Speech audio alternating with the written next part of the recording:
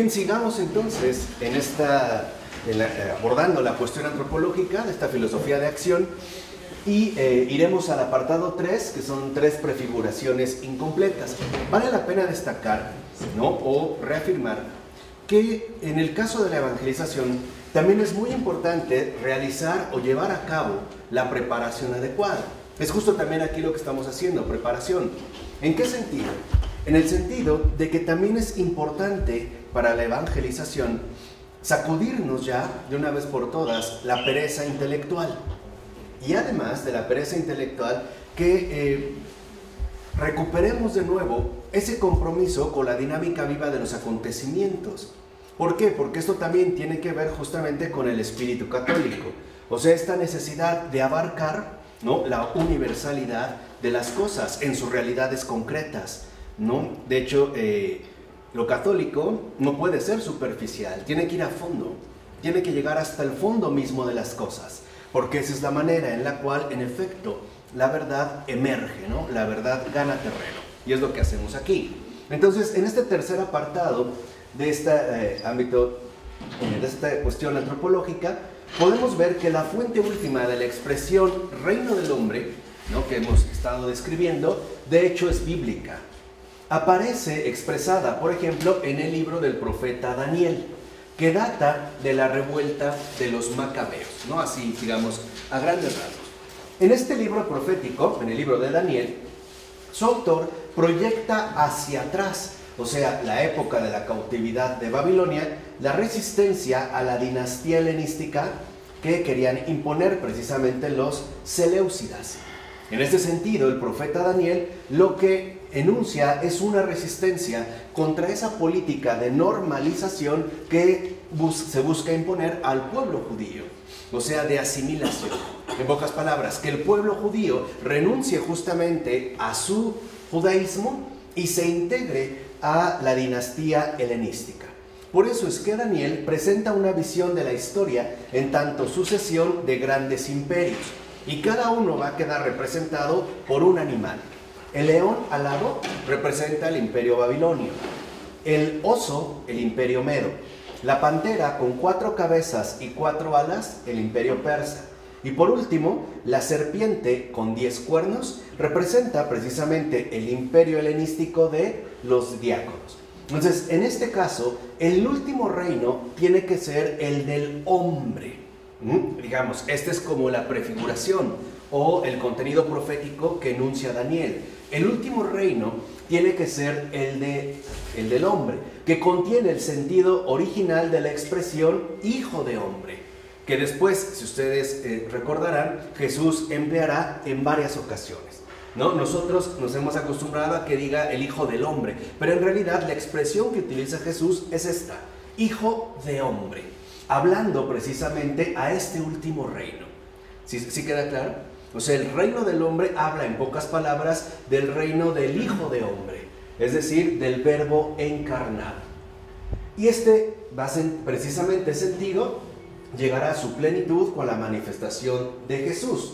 Pero en Daniel, en el caso de Daniel, todavía ese hombre representa al pueblo judío, que es asimilado a final de cuentas con el pueblo de los santos, ¿no? Y en ese sentido podemos decir que también este reino último del hombre puede estar profetizando el reino o el pueblo de los santos, es decir, el pueblo de los hijos de Dios, probablemente la iglesia. Ahora bien, al hombre al que se le otorgue la superioridad sobre los animales será aquel que respete la ley judía, es decir, la Torá, cuyos mandamientos tienen por objeto distinguir lo máximo posible al hombre del animal.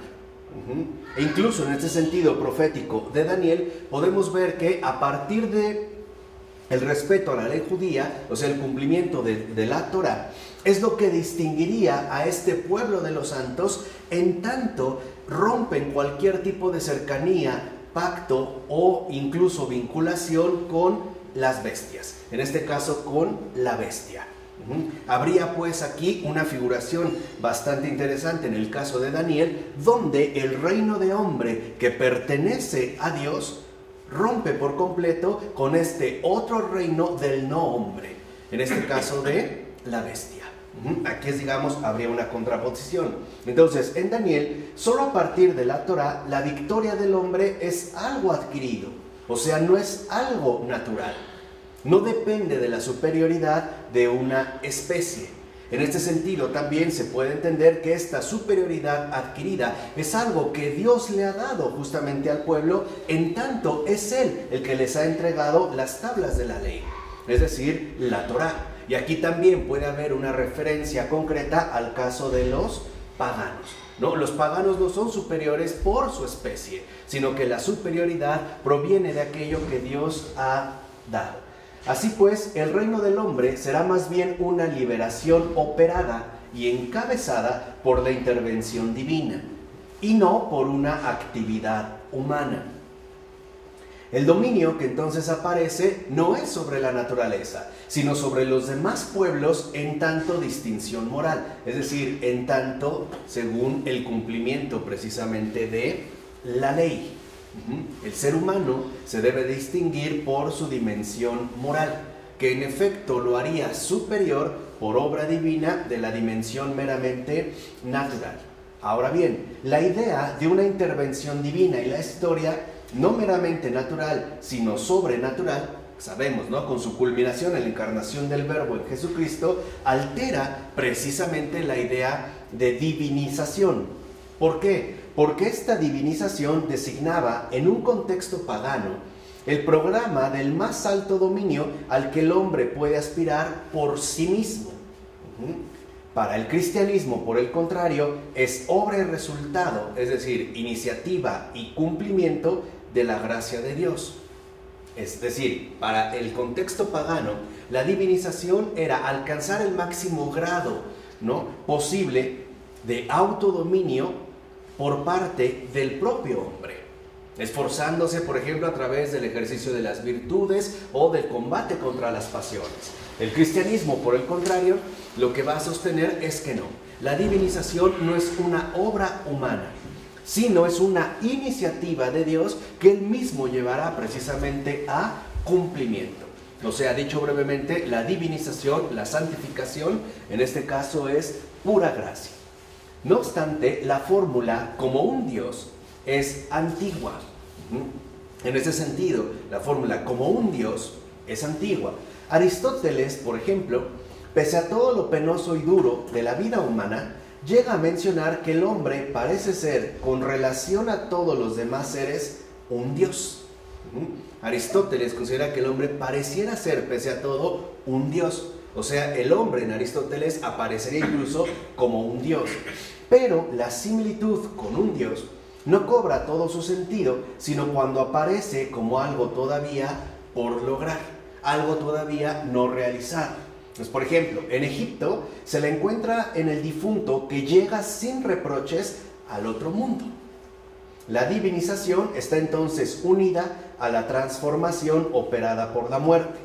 Por ejemplo, de acuerdo, ¿no?, con la cultura egipcia, el difunto se convierte en Osiris y lleva en lo sucesivo, además de su nombre propio, el del dios. O sea, la divinización en el caso de la cultura de Egipto es después de la muerte. Es la transformación que va a ser operada con la muerte.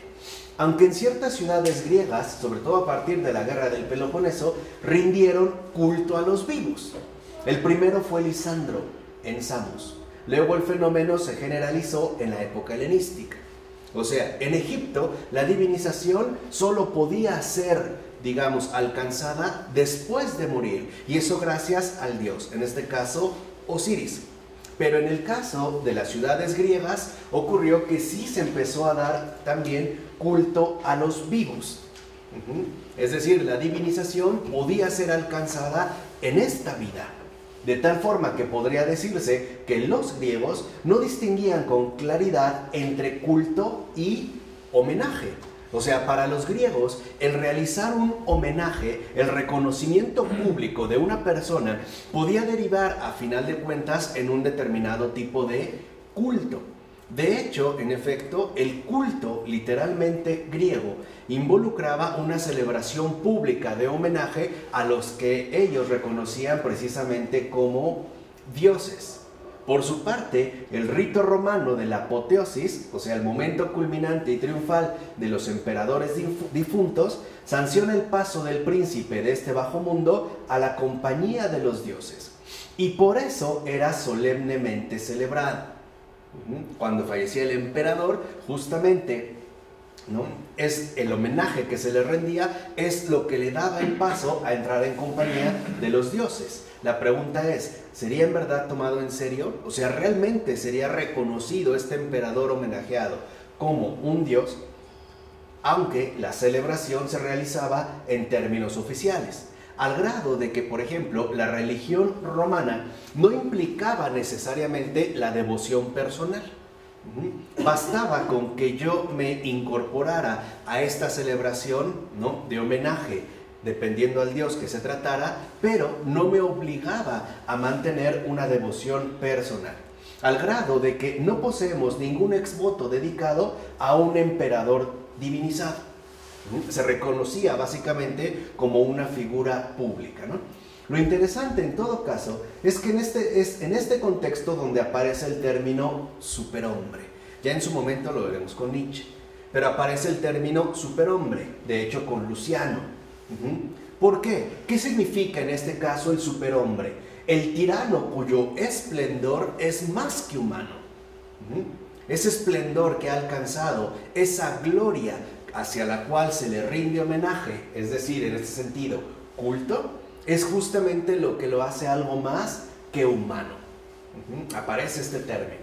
Ahora, según Hipócrates, el médico filósofo es semejante a los dioses. Para Epicuro, el sabio vive al abrigo del temor a la muerte como un dios entre los hombres. Y para Epícteto, la virtud diviniza. Ahora, lo que distingue las distintas variedades de la idea de divinización es la propiedad de lo divino que el hombre debe compartir y no inventar o crear. O sea, aún en el caso pagano, lo divino es algo que el hombre debe de recibir. No es algo que él debe ni de producir o inventar. No le pertenece. Es algo que él puede alcanzar. Pero, a diferencia de nosotros, por lo menos herederos de los modernos, no consideran que sea algo netamente humano. Por eso, por ejemplo, Platón habla de una asimilación a Dios por la práctica de las virtudes, aunque otros consideren que ésta se produce más bien por la contemplación, o sea, la elevación intelectual y el conocimiento de la verdad, como por ejemplo van a sostener los gnósticos. Entonces, en este caso, la divinización puede realizarse mediante el intelecto. Si lo ven, ya no estamos en el ámbito práctico de la ejemplaridad moral, sino en el ámbito de la elevación intelectual. ¿Por qué? Porque una vez concebido el dios aristotélico como intelecto, la conjunción del intelecto de un hombre individual con el intelecto superior puede ser concebida como divinización. Este sería, digamos, el factor que los ha asimilado a uno y a otro. Ahora, Averroes, o sea, del lado árabe, por ejemplo, sostendrá que el hombre resulta semejante a Dios gracias al conocimiento intelectual. Es justo lo que nos daría la semejanza, ¿no? Nuestra capacidad intelectual. Pero nunca, de acuerdo con Averroes, nunca el hombre será igual a Dios, ya que solo Alá solo es Dios. Sabemos que ellos son monoteístas, ¿no? Alá solo es Dios. Los hombres, por su intelecto, pueden ser semejantes, pero nunca iguales. Ahora, en todo caso, lo que plantea problemas no es el objetivo, o sea, la divinización en sí, sino el método para lograrlo. ¿Cómo se puede realizar? Agustín encuentra la fórmula del pecado no en la imitación de Dios como tal, que es de hecho el más noble de los fines, sino en la imitación perversa, es decir, retorcida y antagónica. Entonces, lo que vemos en Agustín es claro. Para él, el deseo de imitar a Dios, de ser como Dios, no es un pecado, por el contrario, es la aspiración más digna de un hombre. El problema es querer llevar a cabo esta empresa por los propios medios. Es querer hacerlo pensando que se trata de algo que vamos a conseguir por cuenta propia. Por eso, para Agustín, la divinización, o sea, la asimilización a Dios, se hace por el amor.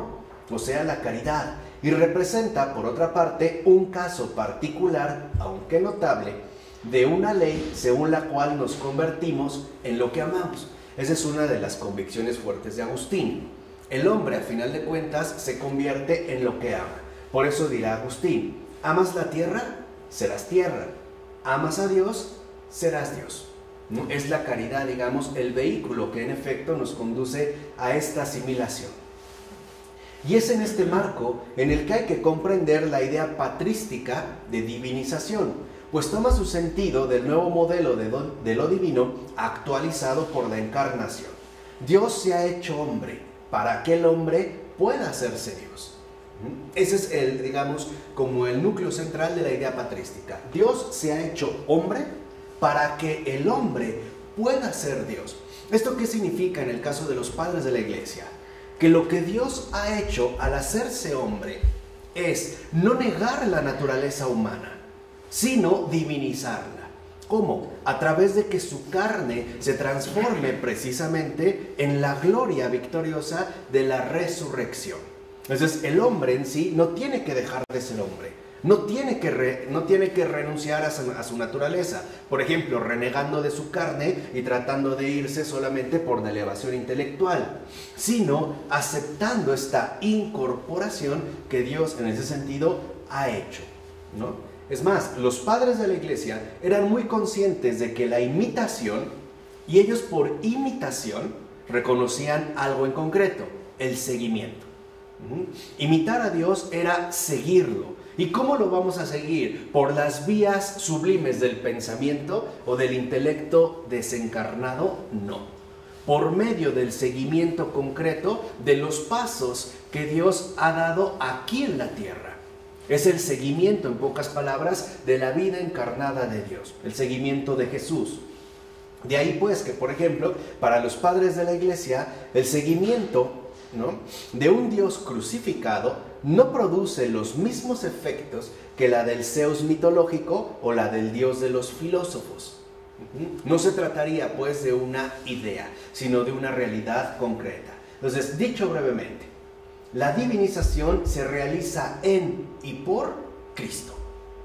Esta es, digamos, la gran aportación que va a hacer la patrística con respecto al contexto no cristiano que ahorita hemos descrito hacia muy grandes rasgos. Así pues, el dogma de Calcedonia sostiene que la naturaleza humana ha sido puesta en la misma fase que la naturaleza divina en la unidad de una persona, que es de hecho la definición extraordinaria que hace San Atanasio del homoousios. Y Máximo el Confesor, fallecido en el año 661, propondrá los conceptos principales. Vean, o sea, lo que les decía, lo que hoy para nosotros puede ser como muy evidente, tiene un enorme esfuerzo de elaboración, tiene un enorme empeño de búsqueda, de trabajo, y es eso lo que estamos reconociendo. Acuérdense lo que nos dijo el gran Pavel Florensky, ¿no? La verdad no se consigue sin esfuerzo. Al contrario, hay que esforzarse mucho e incluso sufrir. Entonces es lo que ahorita nosotros estamos realizando. ¿Qué dirá Máximo el Confesor? Dice: según la naturaleza, nada de lo que ha sido hecho es factor de divinización. Fíjense, nada. Por naturaleza, nada es factor de divinización.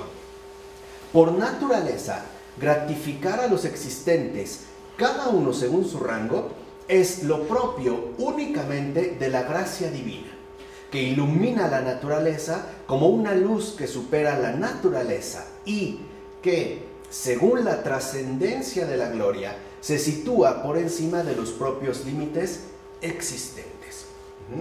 Lo que está diciendo en este caso Máximo el Confesor es: lo natural no puede sobrepasarse a sí mismo. Esto únicamente es obra de la gracia. La gracia es la que, digamos, conduce a la naturaleza a su propio trascender. De tal manera que la naturaleza por sí misma es impotente para superarse. No obstante, es en ese sentido generosa al recibir la intervención de su propio Creador. Entonces, solo el poder de Dios, ¿no?, que San Máximo el Confesor define como la trascendencia de la gloria puede divinizar. Por eso añade Máximo el Confesor. La divinización, fíjense, no es de esas cosas cuya naturaleza sea producirse por nosotros, pues no depende de nosotros. Y esto es algo muy importante, por eso lo vamos detectando. Porque hoy en la cuestión antropológica estamos convencidos, como buenos modernos, de que si nosotros queremos algo, lo podemos conseguir. Sea de la manera que sea. O sea, si quieres, puedes. ¿No? Hay mucha gente que insiste en esto. Si quieres, puedes. La realidad es que no. Por ejemplo, aunque yo quisiera que mi familiar moribundo viva un poco más, no puedo hacerlo. Aunque yo quisiera, por ejemplo, que me naciera más cabello o cambiarme el color de la piel por un propio esfuerzo humano, no puedo. No puedo. Mucho menos cuando hablamos precisamente de la divinización. En este sentido, ¿no? La divinización no es pues una recompensa adquirida por las obras justas y buenas, sino una demostración de la generosidad santificadora del Creador. Y esta idea de Máximo el Confesor hoy tiene que ser puesta al día en la experiencia cristiana de todo creyente. ¿Por qué? Porque si no nos estamos alejando, como de hecho está ocurriendo, de la experiencia santificadora del misterio. En pocas palabras, la santidad no es producto de las obras buenas. Uno no se hace santo siendo bueno. Eso ya lo vimos con Dietrich von Hildebrand, ¿no? En su momento. También con Florencia. No, es más bien una muestra de la generosidad santificadora del Creador. Y por eso la divinización se produce por la caridad. Ojo, ¿qué es entonces la caridad? Es la aceptación total de Dios en nuestras vidas. Esa es la caridad. Eso es lo fundamental de la caridad. Es la aceptación total de Dios en nuestra vida, en toda nuestra vida. Es implicarnos con Él hasta las entrañas. Es dejar que lleve a cabo su obra de encarnación en cada uno de nosotros. Es justo entonces esta aceptación total en Dios en nuestra vida, o en toda nuestra vida, que la caridad pues se manifiesta como la participación en la eternidad, ¿no?, divina por pura gracia, es decir, por pura gratuidad. Entonces, la divinización es un objetivo legítimo y más aún querido por Dios. Y aquí es donde entra lo interesante. No se trata de que nosotros queremos ser santos o queremos aspirar a la divinización, que es un objetivo legítimo. Ese no es el punto. El punto fundamental es que es Dios mismo quien lo quiere. Es más, es Dios mismo quien lo ha hecho posible y quien lo sigue haciendo posible en cada vida humana. Entonces, de hecho, Dios no solo quiere esa divinización, la exige. Es lo que nos pide. Así, no es el hombre el que exige y mucho menos la consigue, sino Dios quien la ordena. Y justo porque Dios lo exige, lo regala. Dios nos pide lo imposible y nos da la posibilidad de que esto se lleve a cabo. El ser como Él. ¿Sí se entiende? Tenemos aquí la cuestión que no tiene nada que ver con el contexto pagano. Por eso San Basilio dijo una frase magnífica, pero que fácilmente puede ser tergiversada. Entendamos, digo San Basilio, no podría prosternarme ante una criatura, yo que soy criatura de Dios y que he recibido la orden de ser Dios. Ahora se entiende el por qué. No por fuerza propia, sino por pura bondad divina. Por eso, por ejemplo, en el caso de San Basilio, las criaturas no son solo humanas.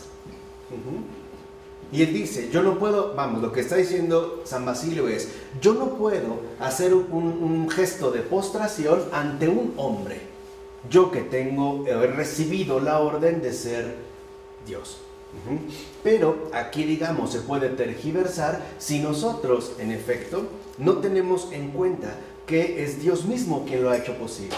Así pues, en el pensamiento patrístico, contrariamente al griego, por ejemplo, divinizado significa claramente hecho divino o unido a Dios.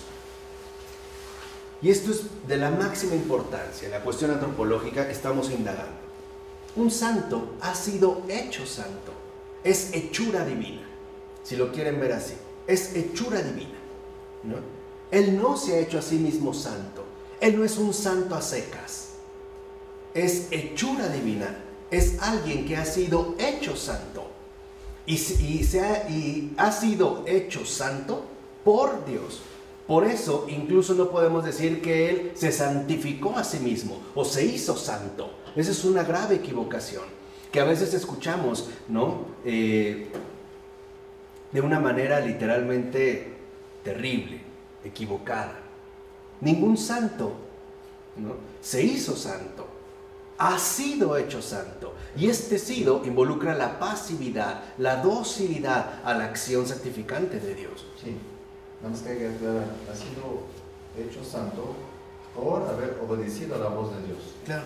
Y por haber obedecido y actuado. Actuado, ¿no? Respondido a esta llamada del Señor. Sí, esta respuesta. Pues no es que Dios te hace santo así automáticamente, no. No. Te hace santo cuando tú, obedeciendo, actúas y haces obras, ¿no?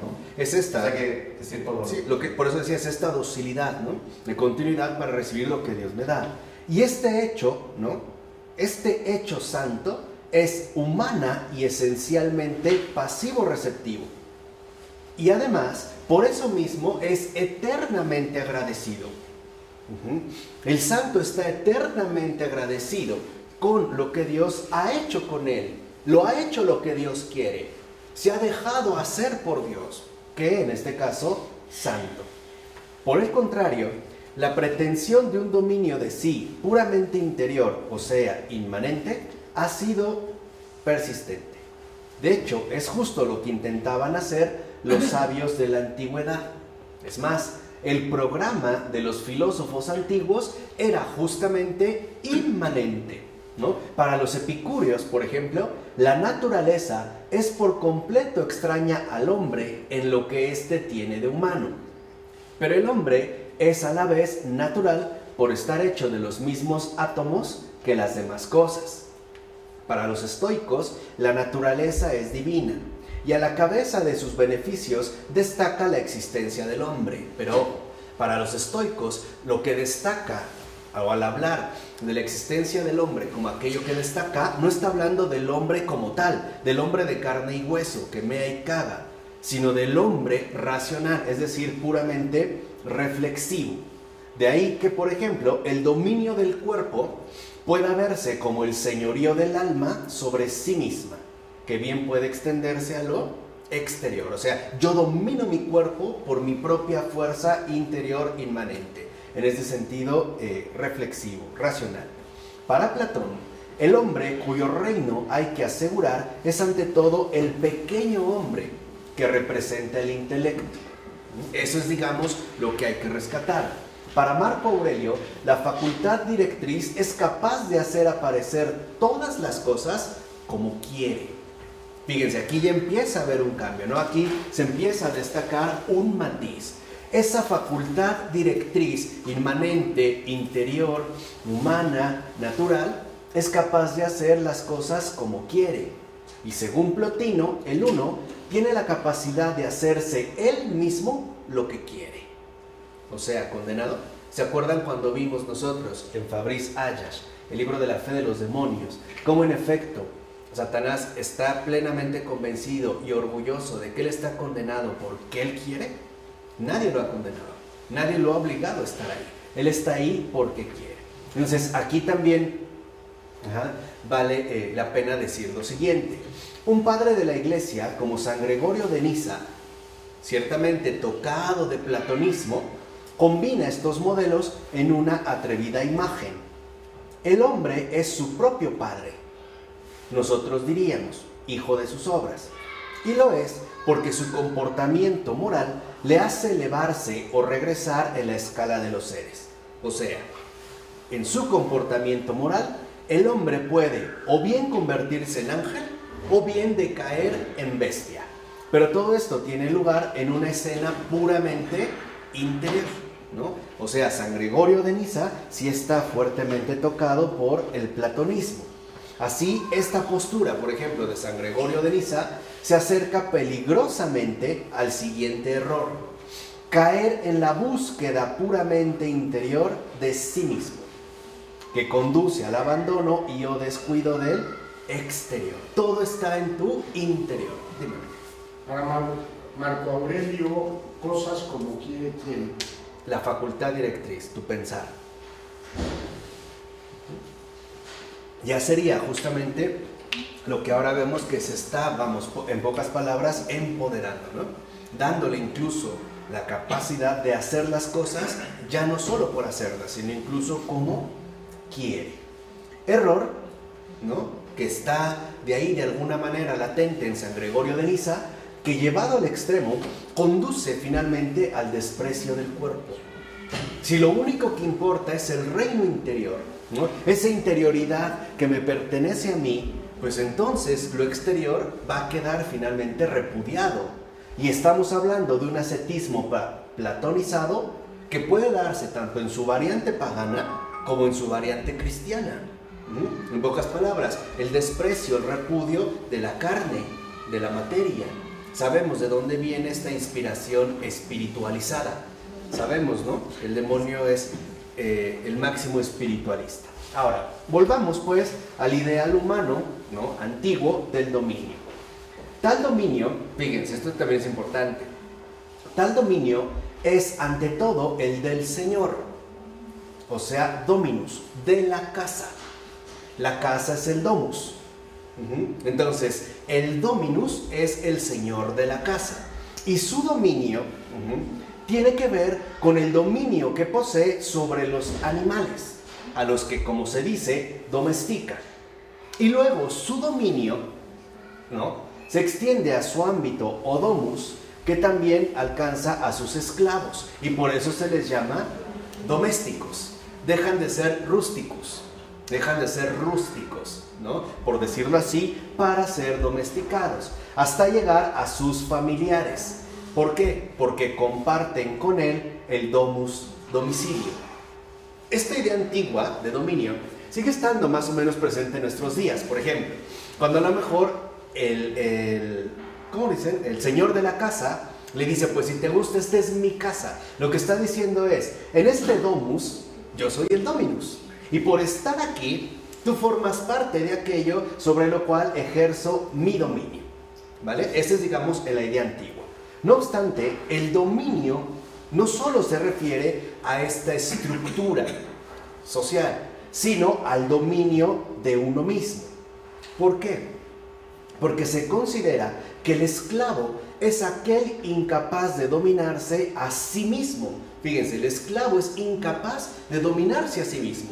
Y por eso debe someterse a un señor exterior que incluso necesita. ¿Para qué? Para pasar, digamos, de este estado de rusticidad a la domesticación que su señor le da, ¿no?, que su señor en ese sentido le comparte. ¿Quiénes lo comprenden así? Aristóteles, por ejemplo. Y en un contexto, ¿no?, enteramente distinto, muchísimos siglos después, Locke e incluso Hegel dirán que el Señor es Señor porque incluso los esclavos lo necesitan. Se necesita alguien que, a final de cuentas, nos domestique, ¿no?, nos saque, digamos, de nuestra falta de dominio propio. Entonces, el dominio de sí, antiguo, a diferencia del modelo moderno, no implica necesariamente un dominio de la naturaleza exterior, sino, como dijimos, ante todo algo interior. Y quizá por eso termina siendo de lo externo a uno mismo algo superfluo, pues el que se domina a sí mismo como conviene ya no necesita nada exterior, ¿no? Acuérdense del ejemplo que pusimos de Diógenes el Cínico. No necesita ya nada exterior. Es señor de sí mismo. Ha dominado finalmente sus pasiones. Ha dominado su naturaleza para elevarse por encima, digamos, de su propia ubicación. En este sentido, puede decirse que la noción antigua de dominio, el trabajo sobre sí estoico, por ejemplo, no prefigura el proyecto moderno. No está vinculado ahí. No es que el dominio de sí antiguo sea como la prefiguración directa del proyecto moderno. No, incluso Plotino dará una imagen con frecuencia mal entendida, de ese trabajo sobre uno mismo. Esculpir la propia estatua. No es una figura que da Plotino. La estatua es sin duda nuestra realidad humana, en el sentido de que la tarea de esculpirla solo nos incumbe a nosotros. Pero no es, esa es la diferencia, no es a nosotros mismos a los que debe representar, sino a los dioses, o sea, a los que debemos asimilarnos. Entonces, en este caso, a diferencia del proyecto moderno, ni el origen ni el fin del dominio están en poder del hombre. Sigue estando referido y contenido en el ámbito de lo divino, y conste tanto en el contexto pagano como en el contexto cristiano. De hecho, el dominio se cumple, ¿no?, de acuerdo a este ideal de dominio, cuando las partes inferiores del hombre quedan finalmente sometidas al intelecto. Ojo, que como dijo Marco Aurelio, se hace lo que quiere. No lo olvidemos porque lo vamos a retomar. Este se hace lo que quiere, ¿no? El intelecto ya no solo hace, sino que ahora le va a imponer, ¿no?, su propia forma. Esto sí es algo peculiar de los dominios metafóricos, que es justamente el apartado que ahora avanzamos. Antes incluso que el proyecto de un dominio concreto de la naturaleza, ¿no?, aparece el de un dominio intelectual, junto con la idea de construcción que va a convertirse, ahora sí, en el paradigma, es decir, el modelo dominante del saber moderno. Aquí sí, aquí ya estamos entrando a este rango. Lo importante para nosotros es, en pocas palabras, que nuestro intelecto se imponga, sea de la manera que sea, sobre la realidad. De hecho, nosotros partimos de ideas. Primero decimos que debemos tener una idea y después llevarla a cabo, ¿no? Partimos, en pocas palabras, de esta idea de dominio intelectual. La idea de construcción creadora aparece con la Edad Moderna, así en Hobbes, que sostiene que solo son demostrables las artes, o sea, la construcción del objeto está en poder del artista mismo, quien no hace sino deducir las consecuencias de su propia operación. En pocas palabras, las obras no son más que resultado de la propia operación intelectual. Aquí ya vemos cómo el proyecto moderno empieza a asimilar intelecto con creador. Por eso hoy hablamos, en el caso de los artistas, de la creación de sus obras, como este resultado del proceso intelectual, su propia operación que ha llevado a cabo, ¿no? Por su parte, Kant subraya el privilegio de las matemáticas mediante las cuales el hombre se convierte, por así decirlo, en dueño de la naturaleza. ¿Por qué? Porque ya las puede someter. En pocas palabras, están enteramente bajo su dominio. Y esto es algo que Kant no realiza, sino alguien antes de Kant. ¿Quién? Copérnico. ¿Qué pasa básicamente con Copérnico? ¿No? ¿En qué consiste la verdadera revolución copernicana? No solamente en haber demostrado o sostenido, ¿no?, que no es la Tierra la que está al centro y el Sol girando a su alrededor, sino al revés. Es el Sol el que está en el centro y la Tierra gira. No es eso, como usualmente solemos decir. La verdadera revolución copernicana consiste en que por primera vez formula el universo bajo términos enteramente matemáticos. Y por lo tanto, bajo un modelo puramente intelectual. En pocas palabras, a partir de Copérnico y después Kepler, hasta llegar finalmente a Newton, de quien Kant es netamente heredero, ¿no? Incluso podemos decir su imitador, aunque en el campo de la filosofía. Pero repito, a partir de Copérnico, el universo pierde consistencia, pierde realidad y terminará reducido a una mera abstracción numérica. Y ese es un rasgo que hoy seguimos conservando. Por ejemplo, cuando Einstein formula que E es igual a mc al cuadrado, ¿no?, lo que él está diciendo es que la energía es igual a la masa por la aceleración al cuadrado. Dicho en pocas palabras, lo que Einstein formuló es que si una materia es acelerada a una velocidad constante como la velocidad de la luz, la materia deja de ser materia y se transformaría en energía. Es lo que vimos en las series antiguas de Flash Gordon. ¿no? Las balas se hace luz, es lo que está diciendo. Pero si lo ven, ya no hay realidad. El universo ahora va a ser reducido a una mera formulación numérica. Esta es la operación creadora. Y esta formulación numérica, ¿obra de quién es? Del intelecto. ¿Y este intelecto a quién pertenece? Al hombre.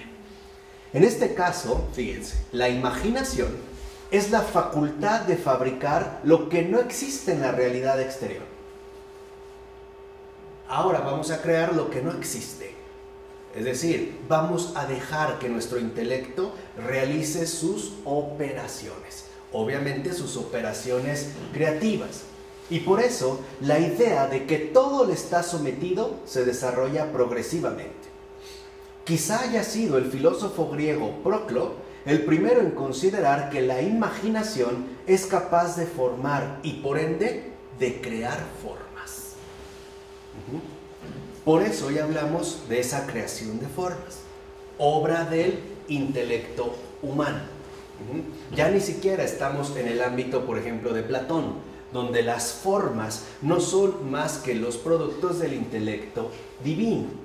Y Proclo intenta probar esto mostrando que el hombre es creador de los entes de razón y de las formas artificiales. Y por eso el intelecto humano es la similitud del intelecto divino. Vean aquí, digamos, ya las argumentaciones que se van dando. Por su parte, Paracelso define la imaginación del siguiente modo. ¿Qué dice Paracelso? ¿Qué es la imaginación? Producción mágica de una imagen.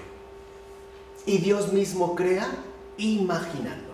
Por eso Paracelso, digamos, va a estar fuertemente atraído por la cuestión de la alquimia. Esa transmutación de las cosas que en efecto conllevan a poderes mágicos. Entonces la imaginación produce por sí misma las imágenes. Vico expresa su intuición central afirmando que solo conocemos lo que hacemos. O sea, realmente solamente conocemos, ya cuando hablemos del conocimiento también a Vico le llegará su turno, pero al menos aquí, ¿no? Desde Vico, que solo conocemos lo que hacemos. Va a decir Vico, lo verdadero y lo fáctico son convertibles. Demostramos las verdades geométricas porque las hacemos. Fíjense. Y si pudiésemos demostrar las verdades físicas, las haríamos. Aquí vemos cómo ahora el poder creativo recae en el hombre. Marx hará de la construcción imaginaria el fundamento de una antropología, pues para él la capacidad de construir un objeto en la cabeza antes de hacerlo en la realidad concreta es lo que asegura la superioridad del peor de los arquitectos sobre la mejor de las abejas. Vean, digamos, ya en esta línea en la que se mueve también Marx. Ahora bien, la pregunta es, ¿estamos realmente en el ámbito genuino de la imaginación? ¿O bien estamos perdidos como buenos modernos en esta confusión que parece extenderse a todos los ámbitos? No, estamos más bien instalados en la ficción. Esa no es la imaginación, es la ficción. ¿Por qué? Porque es obra de la fantasía y de sus respectivos fantasmas. Recuerden que Florensky ya nos había dicho en su momento que la imaginación únicamente opera con las imágenes que le han sido dadas por la realidad que él no controla. De tal manera que la imaginación siempre trabaja a partir, por decirlo de esta manera, de la materia recibida. En pocas palabras, la imaginación no crea absolutamente nada. Esa es la imaginación. Dice, pero por otro lado, cuando la imaginación no se mantiene en fidelidad a lo que ha recibido, o sea, cuando la imaginación le da la espalda a la realidad, entonces degenera en fantasía. ¿Y qué es la fantasía? La fantasía justamente es la producción de fantasmas inexistentes. O, si lo quieren ver en términos filosóficos, son justamente los entes de razón de los que hablaba Proclo. Entonces, una cosa es imaginar en fidelidad, ¿no?, a la realidad, y otra cosa es fantasear. dejándonos llevar por nuestros propios entes de razón, o sea, por nuestros propios fantasmas. De hecho, la ficción jurídica, en tanto creación de entidades ficticias jurídicas, pero susceptibles de ejercer influencia sobre cosas muy reales, ¿no? En este caso, las personas dedicadas al comercio marítimo del siglo XVII representa el primer esfuerzo claro de imposición de la ficción. Y eso es lo que está aquí sumido. Por eso empezamos ya a rastrear algo. Hoy vivimos bajo la imposición de la ficción, ¿no? O sea, ya no se trabaja la imaginación. Lo único que parece quedar desbordado es la fantasía.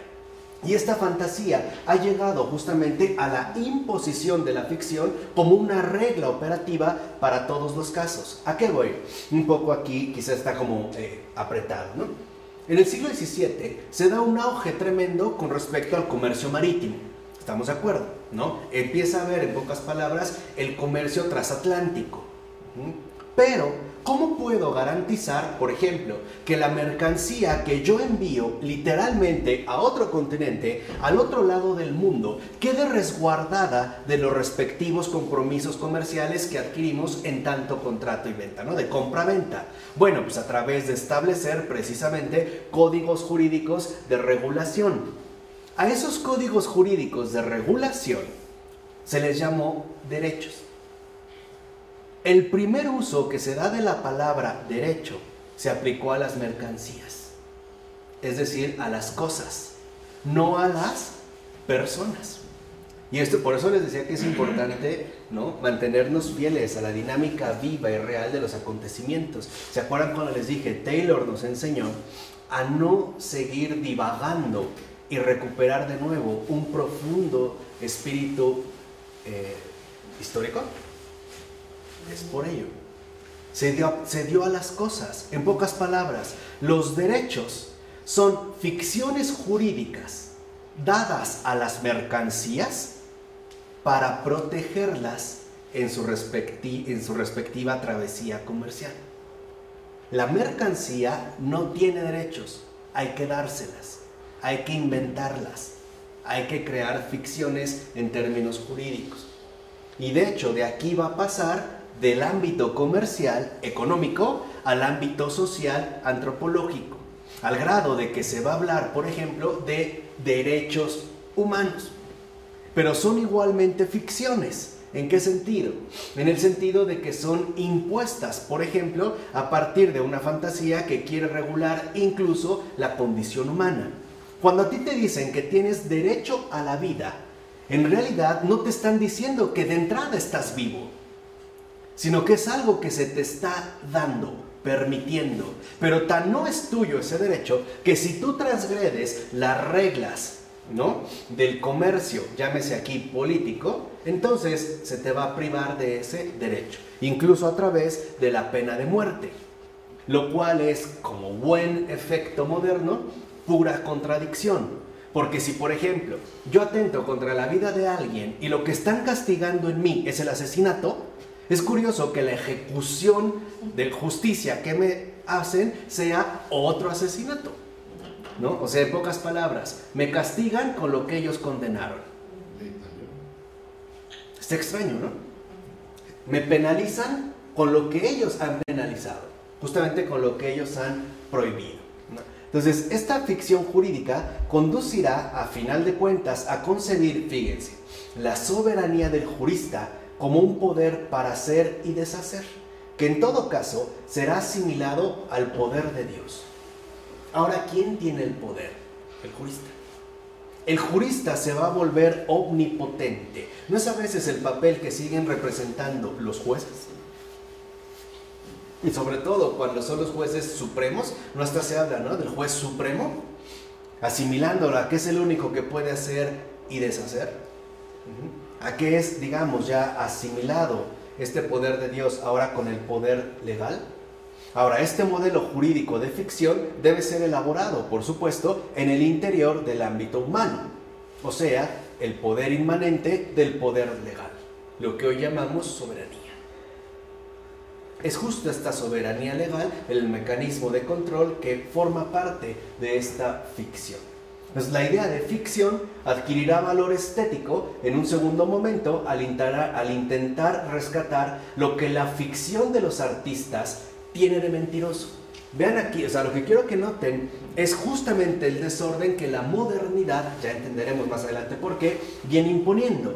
Ahora resulta, por ejemplo, que Leopardi, ¿no?, escritor, poeta, habla de la mentira en sentido positivo, para ver en ella justamente la esencia misma de su trabajo de poeta.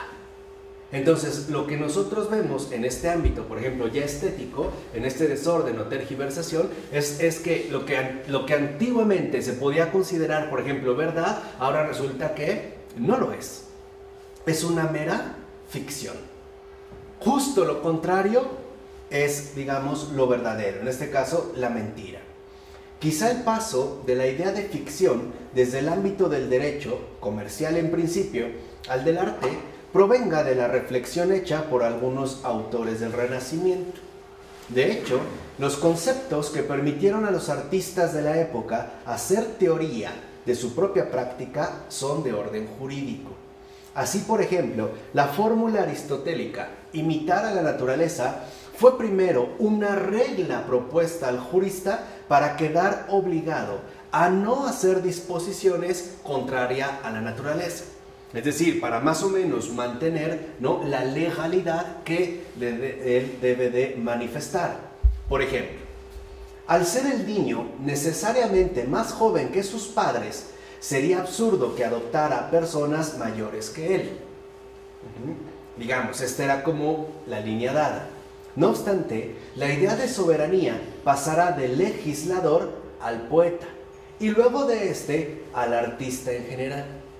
De hecho, la idea de inspiración, que implica un acceso directo a lo divino, es primero reivindicada por el legislador, quien se sustrae así a toda jurisdicción superior, trascendente. Luego el artista argumentará que tal inspiración constituye su genio, lo cual le hace escapar del juicio moral y por ende de los tribunales. Aquí se ve ya claro la secuencia de la idea. Lo primero es suponer que la ficción jurídica empodera al legislador y que por lo tanto él puede hacer y deshacer como se le dé la gana, porque él tiene el poder, lo cual ciertamente, ¿no?, lo coloca en el ámbito inmanente del mundo y quedaría, digamos, desligado de un poder trascendente. O sea, ya no está sujeto a Dios. Él es la fuente del poder. Esta línea ahora ya no va a ser ficción jurídica, sino que será llamada desde el Renacimiento inspiración artística, que ya con el romanticismo se le dará el nombre precisamente de genio. Entonces el artista, debido a su inspiración, debido a su genio, ya no está tampoco restringido a los condicionamientos morales que la sociedad impone. ¿Sí lo ven? O sea, es finalmente, ¿no?, un proceso de desvinculación. El legislador se desvincula de Dios, el artista se desvincula del legislador y por lo tanto de la sociedad en general. Por eso, llegado el momento, Diderot señalará la proximidad entre el artista y el criminal. Ambos desafían las reglas, aman el poder y la gloria y rehúsan la vida tranquila del hombre civilizado, de acuerdo con Diderot ilustrado, que sería la base del orden social establecido. Así pues, la idea de que el creador está por encima de la moral será desarrollada con abundancia a partir del siglo XIX. El artista está por encima de todo, y será en Oscar Wilde y su respectivo esteticismo y las pictóricas realizaciones de un pintor genial y hombre dudoso como Picasso que tal idea adquirirá su nobleza. De hecho, lo importante en Picasso no es tanto su obra pictórica, sino el papel de artista que rompe con todas las leyes, no solo en la pintura, sino en el orden socialmente establecido. Está, digamos, ya sublevado. Lo curioso es que esta transgresión se haya formado en el ámbito mismo de los que tenían como función defender la ley, y todo por un acto de ilegítima sustitución. El hombre en lugar de Dios. El eco de esa voz, ¿se acuerdan lo que vimos al principio? Esa voz, ese detrás, esa voz seductora. El hombre en lugar de Dios. ahí se empieza a ver el eco de esa voz seductora de él, seréis como dioses. En pocas palabras, empieza a aparecer la presencia de Satanás en el proyecto moderno. ¿Qué es lo que vamos a ir desvelando? En todos, hasta sus últimos rincones. Por eso, en lo antropológico, en lo moral, en lo epistemológico y en lo metafísico. Y así pasamos ahora de la ficción a la invención. Dijimos, ¿antes qué había? Antes de la invención, la inspiración. Ahora ya no hay inspiración, hay invención. Las matemáticas y el derecho proporcionan un modelo soberano de producción donde los objetos producidos no son sino entes de razón, es decir, nociones. Empezamos a vivir bajo el imperio de las nociones. Ya no estamos en contacto con las realidades. Ahora nos movemos, ¿no?, en el ámbito, vamos a decirlo así, abstracto, ¿no?, desligado de la realidad en tanto nociones. Entonces, la idea del hombre como creador de realidades sensibles proviene, en primer lugar, del ámbito artístico. Fíjense, la idea de que un arte humano puede representar con perfecta exactitud las realidades humanas y, por tanto, igualar la naturaleza creadora es la base inicial de la acción creadora humana. Entonces, el artista, ojo, no solo representa con exactitud las realidades naturales, no, iguala, y ese es, digamos, como su perfil fundamental, iguala a la propia naturaleza creadora. Él es como un Dios. ¿Notan la diferencia? Ya no se trata de asimilarse a una divinidad, él mismo es ya como un Dios. Y en todo caso, esto da testimonio de una voluntad de control, por igualación de lo visible. En síntesis, ya no hay realidades creadas, sino muestras de las cosas mismas que ahora se dan para ser contempladas en tanto obras artísticas. Dicho brevemente, ahora la atención se desvía del creador al artista. De hecho, hoy vemos al artista como un creador de sus propias obras. Por eso incluso es tan importante para los modernos, cosa que en la antigüedad no sucedía, firmar sus cuadros. Tiene que imponer su sello. Antes no sé si sabían. Por ejemplo, si nos vamos a la época de Platón, lo importante, digamos, en el ámbito antiguo, no era destacar como un genio individualizado, como un creador, no, sino al contrario, adherirme al ejemplar máximo al que puedo seguir. O sea, si por ejemplo, yo soy un gran pintor y justo por mi gran maestría me llaman, no sé, Daniel. Mi nombre es Daniel.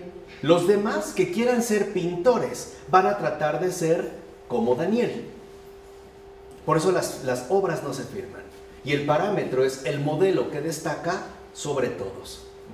No hay este afán de individualización. Por el contrario, hay un afán de seguimiento, ¿no? Por eso se da muy bien la relación entre maestro y alumno, cosa que hoy no ocurre. Cada quien, por eso hemos llegado al extremo de decir que ya cualquiera es artista, o que lo que hace es arte, y es por esto, es por esta línea, ¿no? Entonces, el padre de la iglesia, Teodoro de Mopsueste, había recordado en su momento, fíjense, que crear a partir de nada es lo propio de Dios. Entonces, y esto es algo muy serio, crear a partir de nada es propio de Dios y no puede ser propio del hombre, porque aunque la obra de arte sea producto de la inspiración, la verdad es que esa obra no viene de nada, viene a su vez de un ser creado, y por lo menos ha recibido de la realidad misma los contenidos que, aunque distorsionados bajo su ficción, él quiere plasmar. En pocas palabras, Dios crea de nada. El hombre no crea nada por sí solo. Finalmente, ¿no? Ahí tiene un trasfondo de recepción. En la Edad Media, Tomás de Aquino y Dante se habían hecho también cargo de esta advertencia. Incluso en el siglo XIX, ¿no? Los que hablaban de creación son más bien los críticos. Los artistas resultan más prudentes. Delacroix, no sé cómo.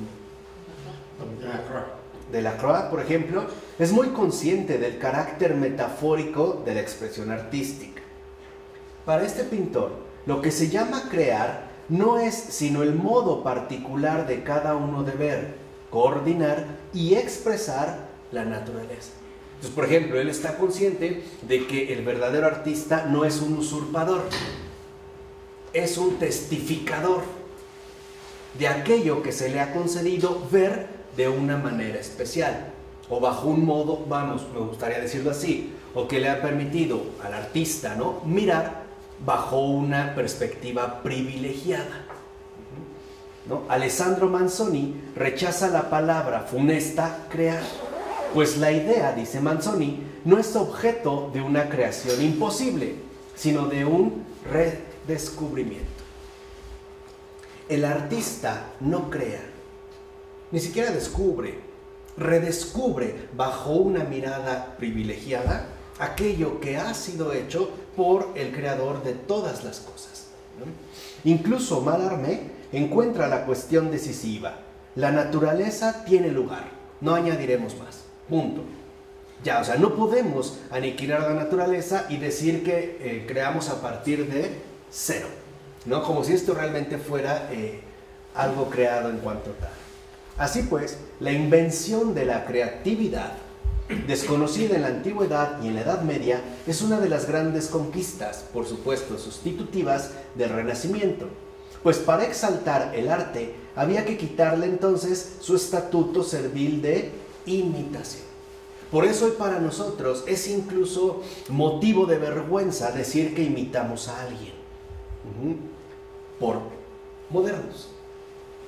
Para nosotros lo fundamental es la originalidad. Y van a ver cuando hablemos de la moral de dónde viene esto de originalidad. Y vamos a ver el trasfondo que tiene real. Para nosotros lo importante es ser como nadie más, ser únicos. Ser, si lo quieren ver así, auténticos. Al grado de que si, por ejemplo, yo llego un día a mi salón de clases con un suéter en particular y alguien me pregunta, oye, qué lindo está, ¿dónde lo compraste? Y le digo, y a la siguiente clase llega con el mismo suéter, me enojo. Porque hoy para nosotros imitación es sinónimo de degradación, o sea, de no originalidad. ¿Qué pasa entonces cuando se nos invita a imitar a Cristo?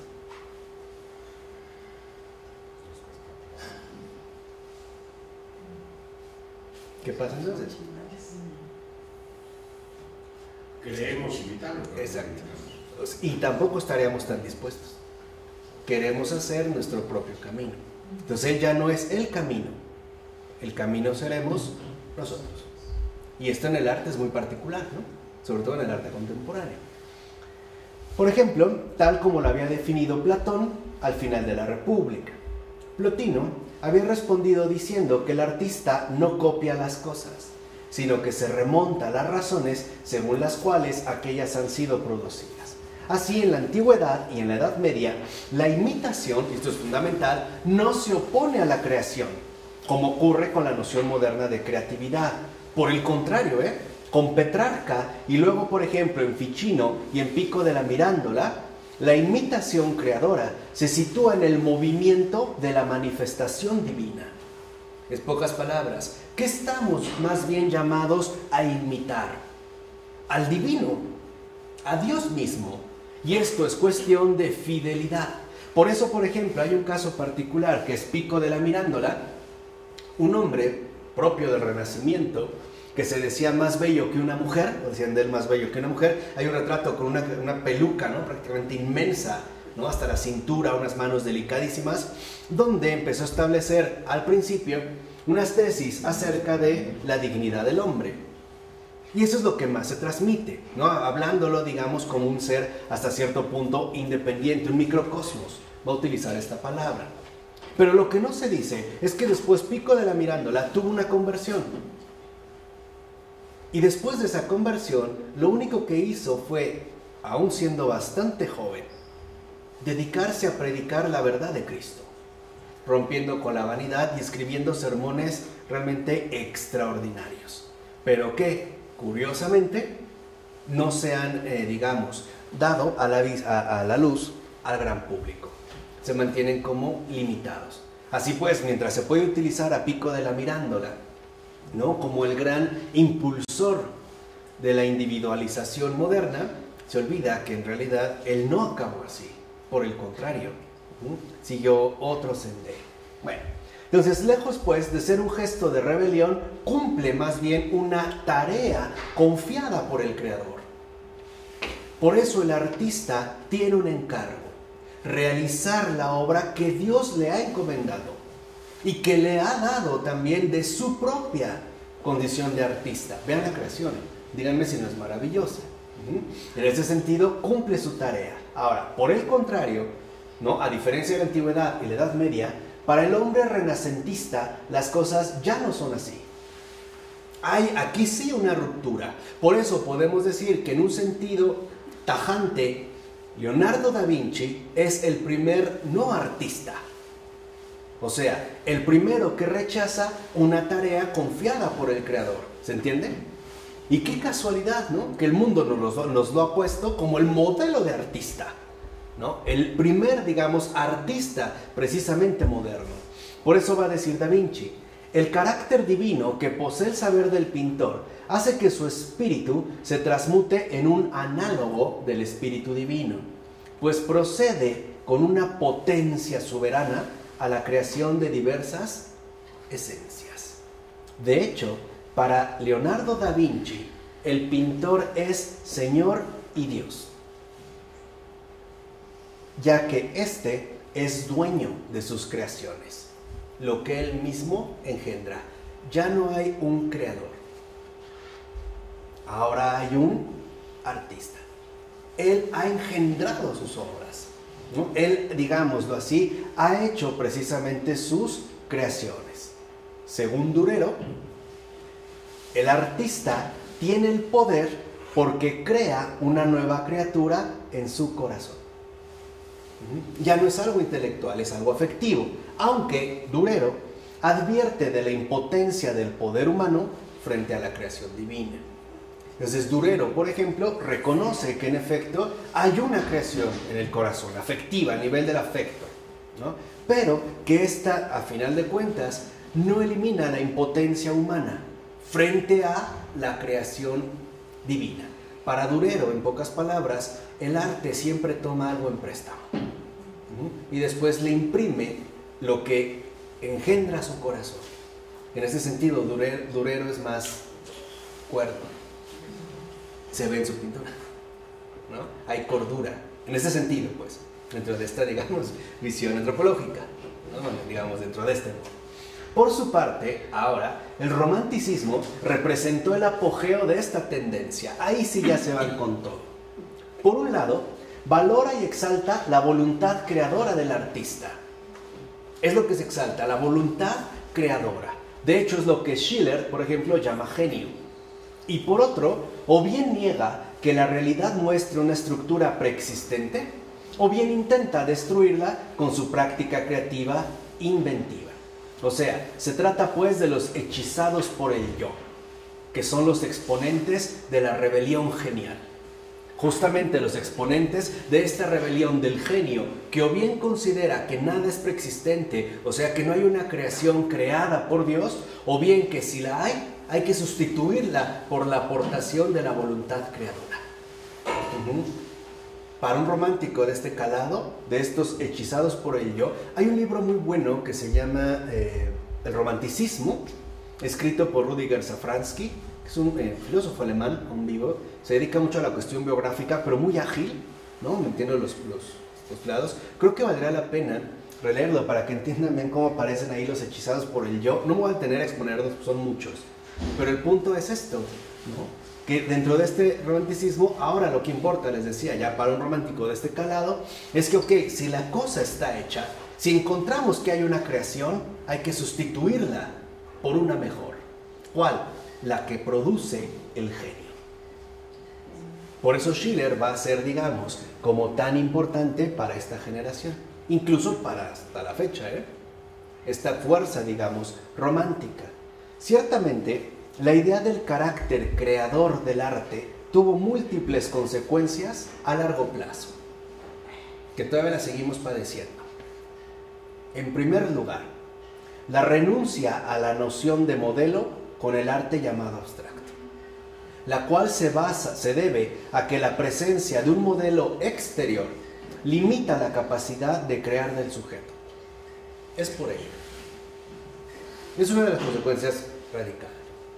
Lo que defiende el arte abstracto es que no se puede poner límite a la capacidad creativa del sujeto. Dijimos, él engendra sus obras. Y esta capacidad creativa no puede ser frenado por nada ni por nadie. Llámese Dios, sociedad, reglas de arte, escuelas de arte, nada. Tiene que brotar de cero, ¿no? Tiene que empezar, digamos, de cero, precisamente para que sea una obra original. Y no, como suele suponerse, porque lo visible fuese irrelevante, ¿eh? Ni porque el arte hubiese agotado ya su capacidad expresiva. No es verdad. Por eso muchos han vuelto recientemente, al menos dentro de la línea pictórica que aquí comentamos, al llamado hiperrealismo, ¿no? Al ser incluso, digamos, destacar más el realismo de la realidad, ¿no? En este hiperrealismo. En otro ámbito, que también puede ser mencionado, es el de los videojuegos. Hay videojuegos que en efecto se concentran en el hiperrealismo, de tal manera que nosotros no veamos una simulación, ¿no?, virtual, sino una realidad que va a destacar por su propio realismo, ¿no? Vamos a decirlo de esta forma. Una segunda consecuencia consiste en la marcada insistencia sobre la originalidad del artista. Cada artista debe distinguirse todo lo posible de sus predecesores para que pueda reclamar una independencia que desconoce cualquier influencia ajena a él mismo. Por eso, todo artista debe poder ser el fundador de una escuela o de una tendencia. Por último, la idea de creación conduce al abandono del concepto mismo de creación a favor de la creatividad propio del artista. Por eso hoy se pide que la gente tenga creatividad. Debe de ser creativa. Este es un engaño sutil. Nos lleva a olvidarnos incluso de la palabra creador para quedarnos en la creatividad humana. O sea, en nuestra propia potencia creativa, ¿no? Entonces, la obra de arte es, pues, la ocasión que tiene el artista de presentarse y exponerse a sí mismo como tal. Es decir, como artista creador. ¿O no es verdad que quizá muchas personas, quizá nunca hemos visto la obra completa de Picasso, pero conocemos el nombre de Picasso? Conocemos al artista. Para muchas personas, la pintura no vale por la pintura, sino por quién la pintó. Eso incluso es lo que le va a dar su precio, ¿no? Alguien puede presumir que tiene, no sé, un Van Gogh en su casa, sin saber realmente el contenido profundo, auténtico de la pintura. Lo que le importa es que es un Van Gogh. Se reduce, en pocas palabras, a una etiqueta. Entonces, esto produjo que el artista no fuera tanto el que produce obras, sino el que lleva una vida de artista, realizando así el ideal, por demás moderno, del artista sin obra, el dandy, el esteta. El Félix Pérez. Exactamente, ¿no? Exactamente. Ahí está. Ahora se trata que el artista no hace obra, él mismo es su vida, su forma de vida, ¿no? El perfil de vida que asume es lo que lo define justamente como artista, pero eso sí, como un artista sin obra. Por ejemplo, llamado el dandy, o digamos en términos con Baudelaire, o en términos de Oscar Wilde, el esteta, ¿no? El que él mismo, no sé si han visto el retrato de Dorian Gray, bueno, han leído la obra del retrato de Dorian Gray, verán cómo en efecto, ¿no?, Dorian Gray es la obra, él es su obra, ¿no? Desde su pañuelo que huele a tal, él es el artista. Eso es ahora, la atención se dirige de la obra al artista. ¿Se han dado cuenta la secuencia entonces que venimos exponiendo? ¿Se han dado cuenta cómo en un primer momento se eclipsa al creador, que es Dios, para poner el énfasis en la capacidad creadora? Y una vez que ésta gana terreno, finalmente se le adjudica al hombre. Dicho de otra manera, en la figura del artista el hombre se ve a sí mismo. Y eso es lo que nosotros vemos. Entonces ya hay dos filtros. Se nos ha quitado, por un lado, la creación y por otro lado, al autor mismo de esta creación, ¿no? Esto es también parte del efecto de la supernova que Taylor nos enseña, ¿no? Aparecerá pues así entonces, ¿no?, el nuevo Señor de la creación, ¿no?, que es justo lo que hasta ahorita nosotros habíamos comentado. Aparecerá entonces el nuevo Señor de la creación. ¿Pueden con este apartado o ya son muchas ideas para sembrar? Sí, ya están agotados. Vamos a dejarla hasta aquí. Pero acuérdense, así surgió el nuevo Señor de la creación. En nombre del Padre, del Hijo, del Espíritu Santo.